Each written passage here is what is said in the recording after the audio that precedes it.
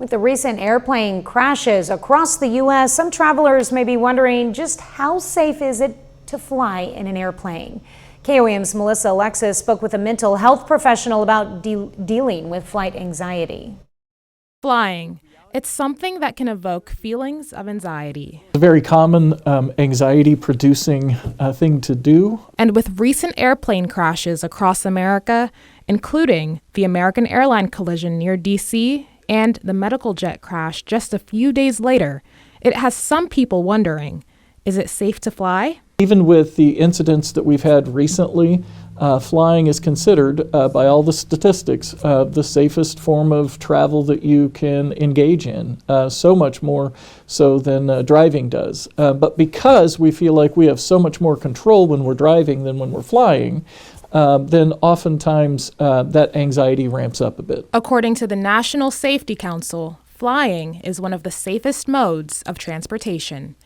The National Safety Council also says the odds of getting into a motor vehicle crash is 1 in 95, and they consider the odds of being in a fatal airplane crash too small to calculate. Del Camp, the chief clinical officer at the Ozark Center in Joplin, says sometimes social media can skew our perception.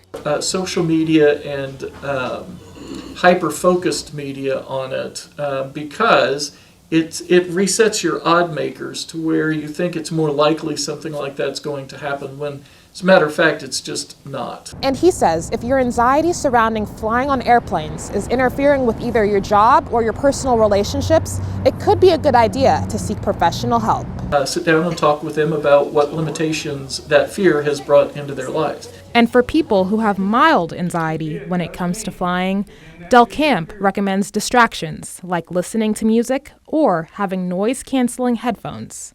He also recommends breathing exercises. Learning how to box breathe is what it's called. So you breathe in for 4 seconds, you hold it for 7 seconds, and you breathe out for 8 seconds. So you don't hyperventilate in that environment. And most of all, Del Camp says he doesn't want people to live in fear. It's the safest, fastest form of it. Certainly much safer than taking the family car and trying to drive across country. Reporting in Joplin, Melissa Alexis, KOAM News.